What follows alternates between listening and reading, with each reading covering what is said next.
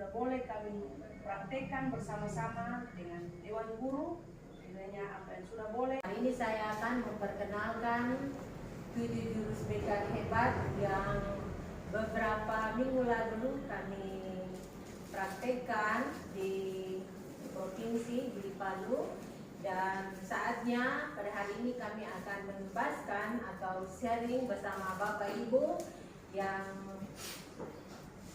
kami harus sampaikan bahwa ini bukan menggurui ya, tapi saya hanya berbagi karena itu adalah sebagian dari tugas kami untuk melanjutkan di sekolah masing-masing sebagai bahan kami untuk selanjutnya dalam on-the-job learning kami untuk beberapa hal yang harus selesai tugas kami di BGTK Sulteng.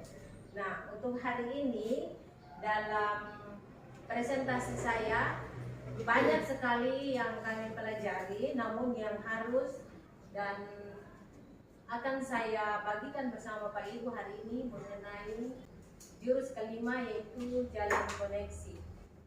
Namun sebelumnya saya harus sampaikan, mungkin Bapak Ibu akan bertanya kenapa metodenya akan berbeda. Saya akan pakai metode ARK yang di dalamnya itu ada aktivitas, refleksi, konsep, dan aplikasi. Nah, di dalam aktivitas itu kita akan berbagi, menggali pemahaman. Kalau kita pakai metode ARK ini ya, untuk A itu kita secara langsung menggali pemahaman kita dan bisa kita pakai dalam contoh itu, misalnya berbagi peran. Kita pakai peran, kemudian bisa juga diskusi kelompok dan sebagainya. Kemudian untuk refleksinya, setelah kita tadi misalnya berperan ya, kita pakai peran. Dari peran itu sudah menggambarkan materi kita ya. Misalnya saya tadi ini yang saya ambil jalin koneksi. Saya pakai metode peran. Jadi saya tidak banyak berbicara lagi di depan, tapi hanya peran itu yang melatar belakangi materi yang saya sampaikan pada anak didik. Jadi peran itu nanti akan mereka refleksikan. Di refleksi itu terjawablah apa yang menjadi materi saya tadi itu. Seperti yang saya akan bagikan bersama Bapak Ibu sekalian di jalin koneksi. Kemudian di konsep. Setelah mereka merefleksikan, anak-anak sudah merefleksikan, nanti saya sampai pada saat secara teoritisnya, konsepnya saya harus beritahukan pada anak-anak. Ini jalin koneksi. Seperti ini tuh. Bagaimana kita berhubungan dengan orang lain. Misalnya seperti itu. Kemudian aplikasi kan ARKA. Tahap untuk kita sudah mempraktekkan. Ini salah satu metode yang dibagikan pada saat kami mengikuti implementasi tersebut. Jadi saya pakai ini untuk mengimbaskan pada Bapak Ibu sekalian pada hari ini metode ARKA. 7 jurus BK hebat itu saya akan bawa Bapak Ibu, kita akan boleh berdiri, kita akan menyanyikan lagu. Ini lagunya dan sama-sama belajar. Menggunakan 7 jurus, kenali potensi, kelola emosi,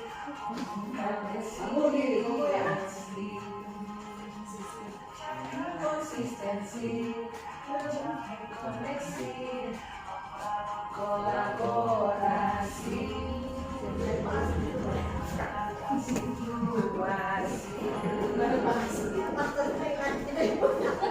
Oke.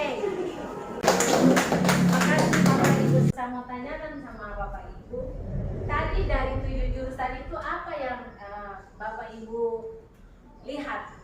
Apa yang ada di pemikiran Bapak Ibu dari 7 jurus tadi itu yang boleh Ibu lihat di lagunya tadi? Salah satunya mungkin jurus apa yang Ibu kenali, Bapak Ibu kenal? Mengenali emosi, mengolah emosi, emosi, kolaborasi, ya, mengolah emosi, mengolah emosi, kemudian kolaborasi, Jalin koneksi. Hari ini saya akan dari 7 jurus tadi itu saya akan lebih memperdalam, membagi sharing saya pada hari ini pada Bapak Ibu mengenai yang jalin koneksi ya. Sudah benar tadi yang Bapak Ibu sebutkan, ada kolaborasi, ada mengolah emosi, resiliensi dan menata situasi, kemudian kita bisa mengenal potensi anak. Itu semua itu 7 jurus mereka hebat. Satu yang akan saya bagikan sesuai dengan kebutuhan atau apa yang mungkin bagus untuk saya berbagi hari ini mengenai jalin koneksi ya. Apa itu jalin koneksi? Jadi tujuan dari jalin koneksi untuk memperkuat kemampuan guru BK atau non BK atau guru mater dalam berkomunikasi secara empatik dengan siswa. Cara kita berkomunikasi dengan anak didik kita, siswa kita, kemudian dengan warga sekolah lainnya, berarti mungkin dengan rekan sesama kerja. Kalau kita bisa menjalin koneksi, tujuannya hari ini kita akan mampu menciptakan hubungan yang positif dan saling memahami. Itu pasti akan terjadi kalau kita bisa menjalin koneksi, ya, menjalin hubungan dengan orang lain, otomatis kita akan bisa menciptakan hubungan yang positif bersama. Nah, hari ini kita akan mensimulasikan dan meminta tolong Ibu Susi ya, Ibu Susi dengan saya mempraktekkan bagaimana kita berkomunikasi ya dengan orang lain. Maju sini. Ibu Susi maju. Ibu Susi ini, Ibu Susi. Tolong keluar. Ibu Susi ambil Ibu Susi.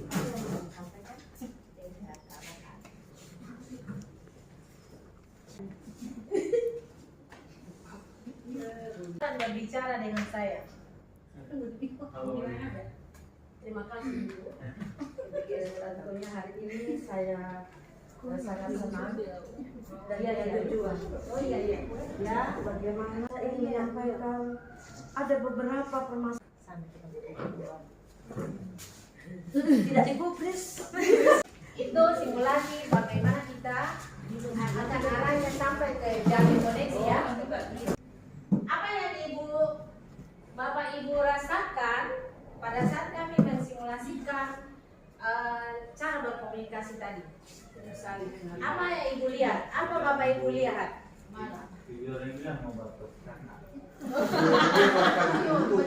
Yang pasti tidak ada saling menghargai. Apa yang tidak ada koneksi, tidak nyambung. Memang benar. Jadi Bapak Ibu, pada saat kita menjalin koneksi dengan orang lain, kita harus satu arah. Kita satu arah artinya kita pada saat dengan orang lain, pada saat orang lain berbicara, kita harus menjadi seorang pendengar yang baik. Walaupun sesibuk apapun kita harus utamakan bahwa diri kita situasi hari itu mungkin mood saya tidak bagus, kemudian saya sementara marah di rumah saya, tapi sampai di tempat ini untuk menjalin koneksi dengan sesama rekan kerja kita harus seperti tadi seperti itu kan ya. Itu contoh ya, contoh harus itu sampai pada menjalin koneksi. Ternyata Bapak Ibu bisa rasakan ya, kalau kita menjalin koneksi dengan orang lain tidak satu arah, pasti kita akan marah, kita pasti akan merasa dicuek. Ada mungkin perasaan seperti itu ya. Tunggu. Situasi tadi kita harus menjadi seorang pendengar aktif. Apa itu pendengar aktif? Di Scholar ini kita diajarkan bagaimana rumus kita bisa berkomunikasi satu arah dengan orang lain. Dengar jam. D-nya menggambarkan E-nya ekspresi. Ya, kita berekspresi dan perlihatkan itu pada diri bahwa kita saat itu bersama-sama dengan dia sedih. Ya. N menetralkan situasi. Akan menetralkan. Kemudian G-nya gangguan dihilangkan. Kita tidak peduli dengan amati pembicaranya. Kalau dia berbicara ya seperti itu, kita cuek dengan situasi seperti itu, ya. Dengan anak-anak datang dengan kita tunggu, karena belum karena yang tukang bolos, mau ke justice dia. Kita dengarkan Bapak Ibu. Apakah mungkin situasi itu akan memberikan responnya barangkali kita mau meluk atau dan sebagainya. Dengar jang ini sebenarnya wajib itu.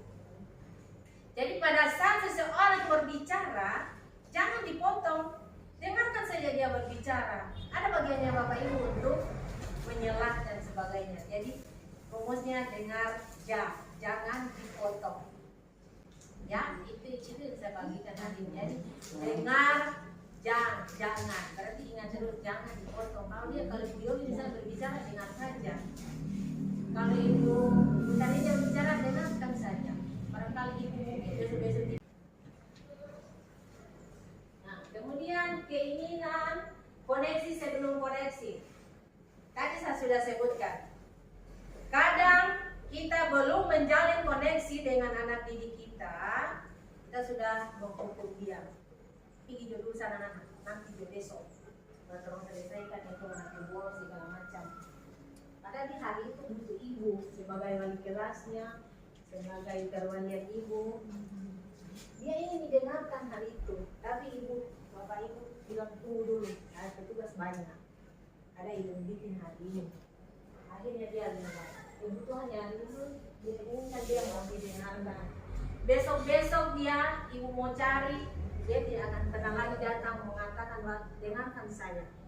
Sudah, karena tadi itu sudah ada koneksi sebelum koneksi.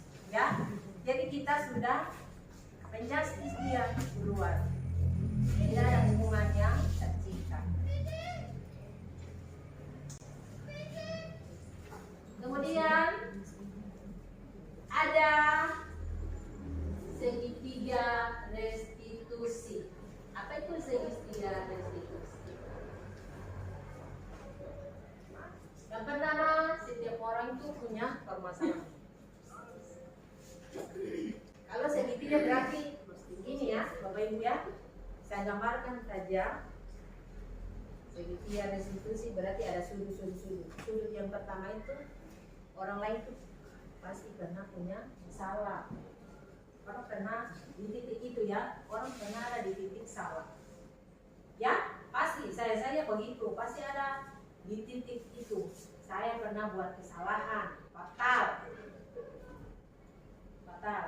Dan kemudian akar masalahnya. Akar masalahnya bagaimana? Kenapa sampai ada tercipta masalah itu? Dari mana akar masalah itu? Kenapa sampai saya dapat masalah tadi itu? Akar masalahnya seperti apa? Kenapa fatal yang saya sudah buat? Dan yang ketiga, menilai. Kita nilai dulu baik-baik, kita perbaiki lagi baik-baik. Bapak Ibu mungkin memahami ya situasi yang sudah saya jelaskan tadi. Pak Budi bagaimana? Nah sekarang kita akan breaking dulu ya.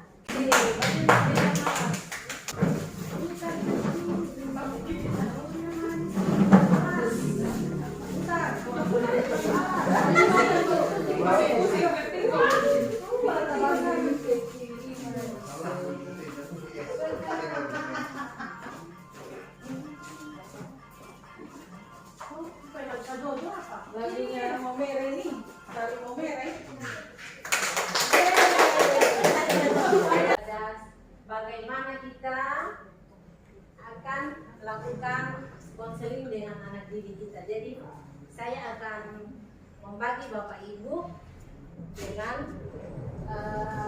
posisi 3-3 orang ya. Posisi 3-3 orang.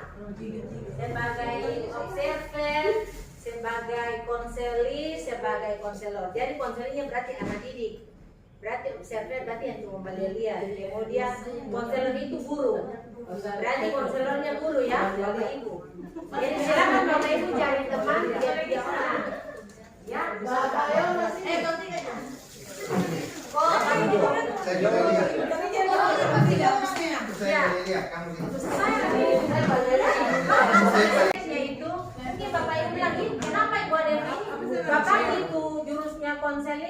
Coba konseling anak. Nah, itulah Bapak Ibu. Kenapa saya berbagi?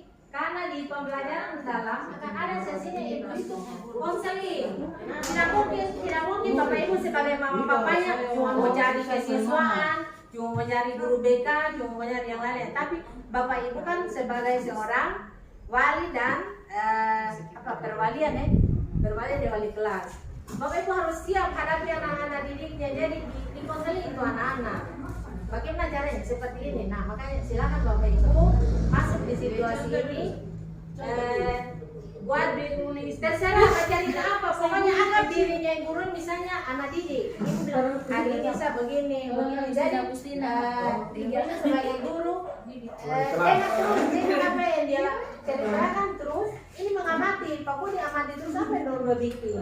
Nyambung tidak guru dengan anak didik ceritanya. Terserah apa ceritanya. Jadi guru nih seperti ada masalah begitu. Iya, pokoknya bercurhat. Bercurhat sama Saya konselio, itu siswa. Itu kalau siswa apa nih konselor? Kalau guru berarti DP konselor. Kalau siswa konseling. Jadi konseling itu siswa. Kemudian observer atau pengamat. Ya, observer Pak. Terus mau tunggu itu. Jadi Bapak Ibu harus bikin ini, praktekkan ini sebagai seorang konselor dan konseli. Jadi anggap Bapak Ibu sebagai seorang anak didik punya masalah hari itu, pada saat Ibu menghadapinya seperti apa nih? Ibu sebagai seorang guru coba. Iya, terus kalau bahasa pakai suara supaya Guru ini akan berarti mau tanya, praktik guru di situ ini nanti. Tadi sebagai konseling apa yang dirasakan? Kemudian sebagai konselor tadi apa ibu rasakan dengan ceritanya guru nih? Pengamat apa yang Pak lihat situasi guru tadi?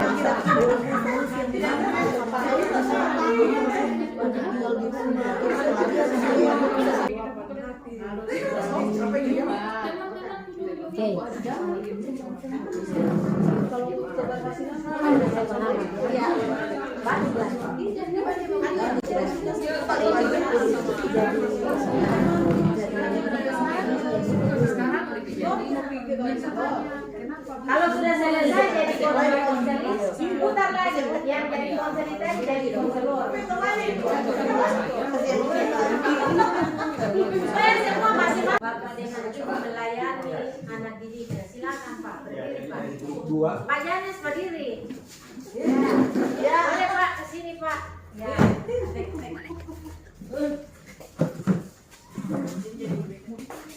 Jadi sesuai observasi kami, pengamatan kami tadi, situasi masalah yang dihadapi oleh siswa dalam hal ini diperankan oleh Ibu Fia dan sebagai guru oleh Ibu Hio. Tadi masalah yang disampaikan oleh siswa dia tentang keberadaan situasi di rumah yang tidak nyaman. Jadi dia cuma sesuai pengamatan kami tadi, ada satu yang kurang dari Ibu Hio, memberikan solusi. Terima kasih Pak. Sebagai seorang observer. Nah yang jadi konseling, siapa yang merasakan jadi konseling tadi? Ayo berdiri. Bagaimana rasanya jadi seorang siswa? Silakan. Siapa satu orang saja? Pokoknya makanya tadi saya bilang coba difokuskan di betul saya ini anak didik. Tapi dalam berperannya sebagai seorang guru cuma serinya hari ini seperti ini. Penerimanya ibu ini sebagai seorang guru atau sebagai seorang konselor. Apa ibu bisa rasakan? Yang saya rasakan tadi waktu Boleh berdiri ibu? Ya. terima kasih saya sebagai konseling yang tadi ketika diberikan arahan oleh konselor tentu ada arahan seperti tadi saya contoh tadi sebagai siswa tentu banyak alasan tadi masuk sekolah karena tentu mungkin Oke, dan yang terakhir sebagai seorang guru atau sebagai seorang konselor. Silakan, mungkin Bu Devi, ayo Bu Devi. konseling tadi Bu. Oh bisa, berarti ibu sebagai seorang konseling tidak apa-apa. Nanti sebagai seorang guru satu orang ya, bagaimana diperlakukan setelah dirawat? Kalau seperti yang kami sudah praktekkan bersama Ibu Susi tadi, saya sebagai konseling, kasusnya kami tadi itu termasuk kasus yang cukup rumit dan masih siswa sudah hamil, kemudian sudah malu, rasa lega, pokoknya campur aduk tuh dari rasa. Iya, baik, terima kasih Ibu. Ada sesinya sebagai seorang anak didik, ada sesinya sebagai guru atau konselor, dan ada sesinya sebagai seorang pengamat. Jadi kalau mengamati, ternyata menjadi observer itu penting melihat situasi apa yang terjadi pada anak didik kita pada hari ini sesuai kebutuhannya. Kemudian sebagai seorang konseli anak didik, kalau mulai dia melirik kiri kanan, kayaknya mau mendekati kita juga respon, mulai dia lihat kayaknya dia dari tadi arahnya mau ke kantor, berarti kan kita itu. Kemudian sebagai guru ya tadi respon yang mau mendengarkan. Tadi saya sudah sampaikan kan mengenai rumus apa tadi Bapak Ibu rumusnya?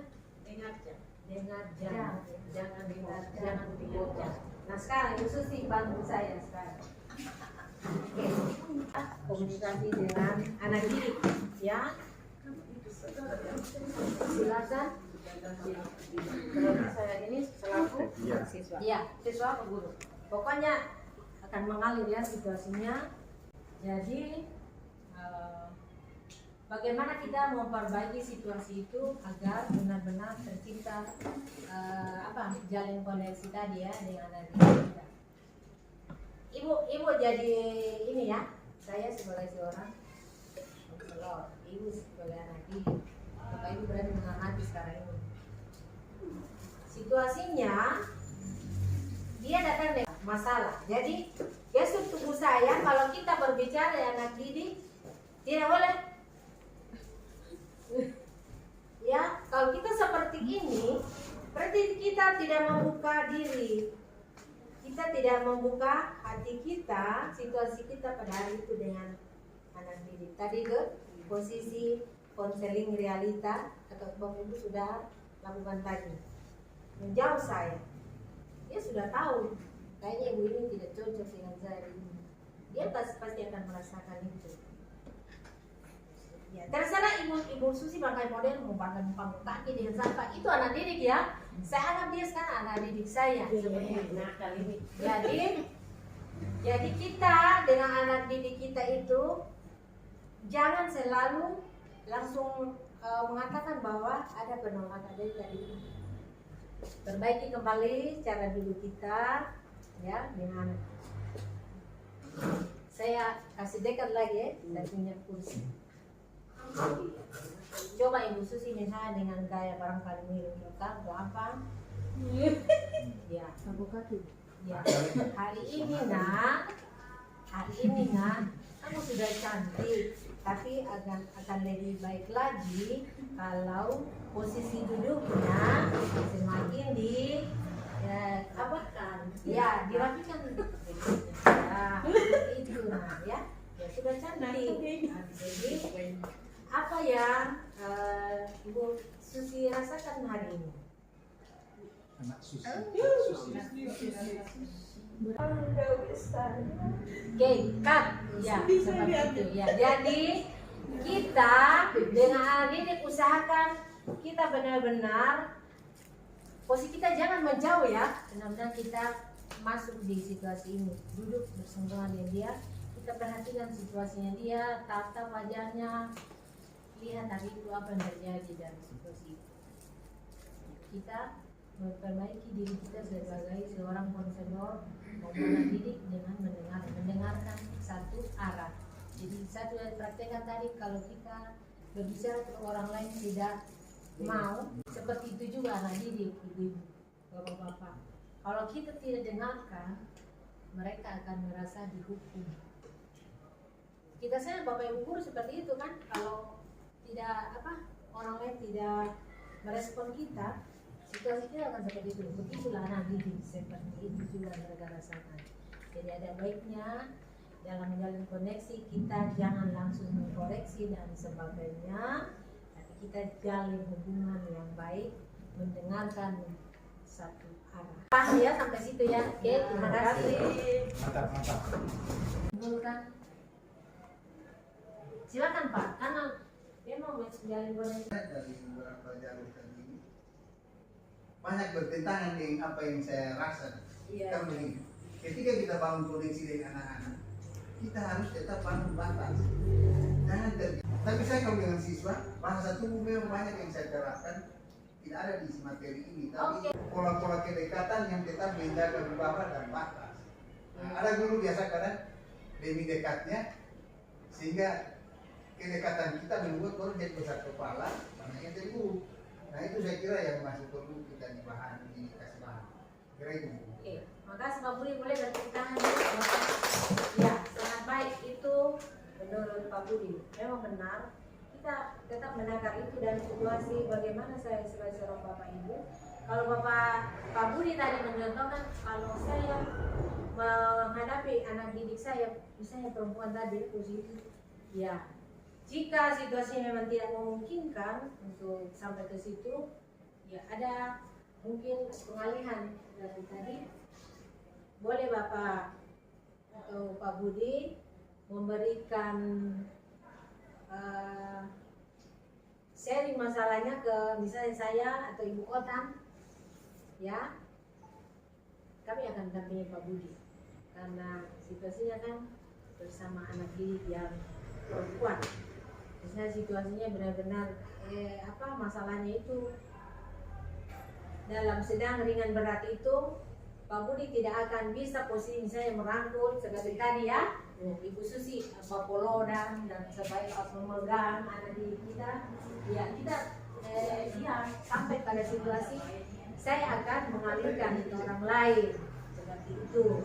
Jadi disitulah makanya tadi kan jalin koneksi. Jadi bukan cuma anak didik yang akan menjalin koneksi, artinya kita semua harus jalin koneksi yang baik. Koneksi yang baik. Berarti itu ya Pak ya.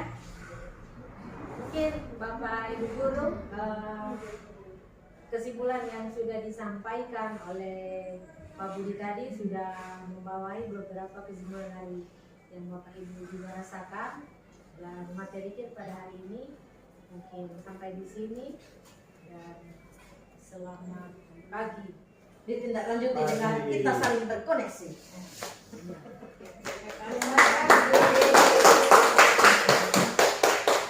Bapak dan Ibu, kita akan berdoa untuk menutup kegiatan kita pada siang hari ini. Mari kita berdoa.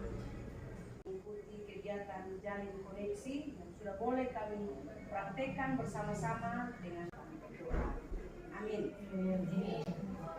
Baik, terima kasih Ibu Kota sudah untuk acara layanan materi jalin koneksi pada siang hari ini, dan mudah-mudahan terima kasih banyak dukungan Bapak Ibu semua yang telah lakukan ini hanya sharing, dan ini masih kelanjutan dari semua tugas kami mengimplementasikan atau mengibaskan slide yang sudah saya tampilkan. Kenali potensi, bakatku, minatku. Kenapa harus kita memahami bahwa ada itu potensi diri? Mungkin Bapak Ibu sudah pernah apa sebenarnya potensi kita dengan bakat minat kita ya. Bapak Ibu, kalau bakat itu apa sih? Kalau bakat itu yang sudah ada dari sudah kita lahir ya. Kalau bakat, kalau minat dia keinginan, dia sudah otomatis kita sudah ada, kita tahu saya suka ini jadi guru bahasa Indonesia, itu yang akan saya tonjolkan terus, saya latihan terus menjadi itu yang angkanya di atas ya. Silakan diisi. Ibu Yolin dapat berapa? 40% seimbang, berarti ibu bisa di antara visual dengan auditori. Berarti ibu gaya belajarnya 2. Makanya saya tanya yang paling tinggi yang mana? Kalau Kak Arsa yang paling tinggi yang mana? Jika itu yang paling tertinggi, berarti itu adalah gaya belajar Bapak Ibu untuk mengenali potensinya. Suka melihat, ya, hanya melihat. Jadi Bapak Ibu misalnya seperti ini ya, di tayangan ini Bapak Ibu tidak fokus dengan pendengaran tapi melihat gambar. Ibu perhatikan diagram, otomatis akan paham karena memang gaya belajarnya tentang visual. Jadi hanya melihat saja dia sudah langsung paham. Nah, kenapa? Auditori lebih pada pendengaran. Dia tidak mau melihat, dia bermain di sana, dia fokus. Baik Bapak Ibu, terima kasih kesempatan hari ini. Bapak Ibu boleh mengikuti OJL saya.